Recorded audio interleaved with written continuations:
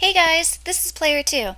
This is my very first video for YouTube and Hidden Level, so I'm kinda nervous. And actually, I'm not gonna lie, I am very nervous. But I'm gonna do my best, so wish me luck. So, in my very first video ever, I'm gonna talk about an MMO that I'm currently playing called Tera.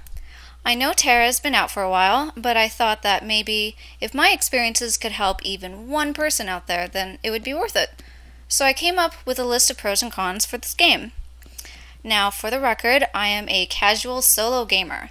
I prefer to play at a very relaxed pace, doing my own thing, yada yada yada. So that just means I tend to stay away from endgame content.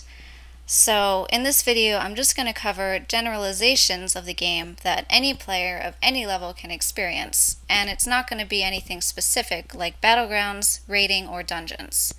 I tend to avoid human contact as much as possible, so it's just me and my panther kitty. So let's start off with the positive, shall we? One of the very best things about this game are the graphics. I love how pretty this game is. There is a lot of striking details and vivid colors in here, and it doesn't look flat or blocky or cartoonish like some other games. I mean, look at this pretty forest. I love it. So gorgeous. And the water graphics, don't even get me started on those. They are just the best I've seen in any game to date. It reminds me of Fiji or something. So pretty. Now, Tera's graphics are my favorite, but tied for first would also be their extensive collection of costumes and armor. As a girl, I love that there are thousands of different clothes and weapons and accessories to make your character unique. And plus, you can dye the outfits to make even more options. There is such a variety of clothing to choose from ninja costumes to business suits. It's like playing with a virtual reality Barbie or Ken. Although when I was a kid, Barbie or Ken didn't have even nearly the crazy amount of clothes you have to choose from in here. And as an adult, I don't even have a fraction of the amount of stuff in my closet, so I'm kind of jealous. But getting off topic. You can buy a wardrobe change from Tera's online store. But for those who don't want to spend their cash on virtual clothing, the common pieces that drop in-game look pretty decent as well, even for lobby players. Instead of your basic linen shirt, your avatar gets a cute summer dress or a really cool armor set with spikes on it. And plus, your character looks more streamlined because each individual piece of armor has its own look. So your whole ensemble can change with any addition. It's kind of like Cher's closet in Clueless. The computer avoids the bad choices and puts together the perfect look. When I saw that movie, I wanted that closet so bad.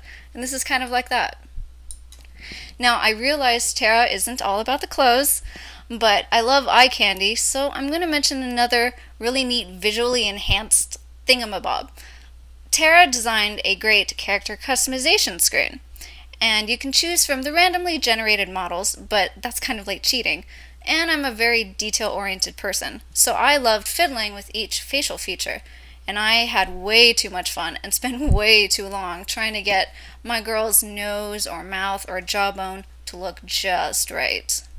And as an added bonus, you can even choose from a couple of voice options.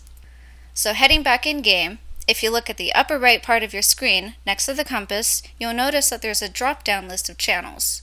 This was a creative solution that was installed to solve the problem of overcrowded servers. Channels are kind of like parallel worlds, but with less players to compete for mobs or resources, and there's nothing worse than lag, so I'm glad Tera installed this. Most zones have a number of channels to choose from, anywhere from 3 to 10, and the low, medium, or high shows the population level on each channel. I found that channel hopping is especially useful for hunting rares, which is one of my favorite achievements that I'm currently working on.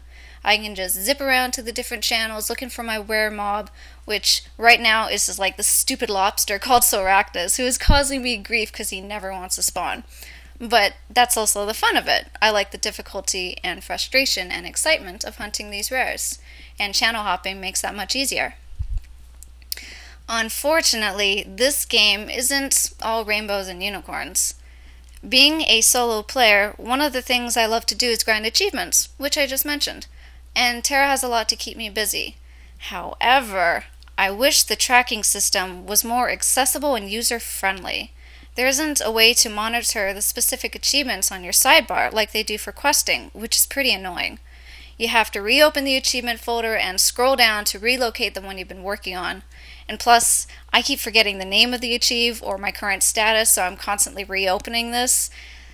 If Tera could make it so the folder reopens at the exact spot where you last left it and not just the general tab, that would really help lazy and forgetful players like myself. Another bummer thing about Tera I found is that while I've always enjoyed questing, I kind of feel that Tera is very straightforward and minimal. You get sent to a camp and do a few quests and then get sent to another camp and the whole process repeats. Questing here in Tera is very linear, I would say. There's no random NPC off in the bushes who's like hiding from a pack of alligators and wants you to find his favorite pair of sunglasses or whatever that he lost and in his daring escape and whatever. Anyway, there's nothing fun like that.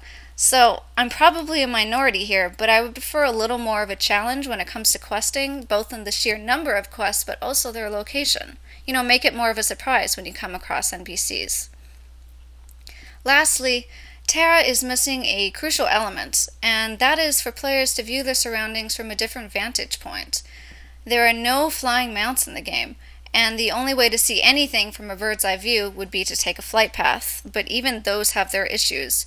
You fly through a portal, and that sends off like a strobe light effect that practically begs people to get a seizure. I hate looking at that.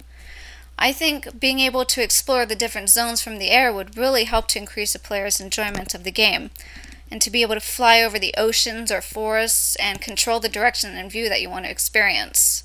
Tera is such a beautiful game, and it's so appealing because of the strong visual impact it creates, but it's a shame that we can't see more of this game. I'm so glad that's it. This is done. My first video is done. Thank you for joining me. This is Player 2 signing off.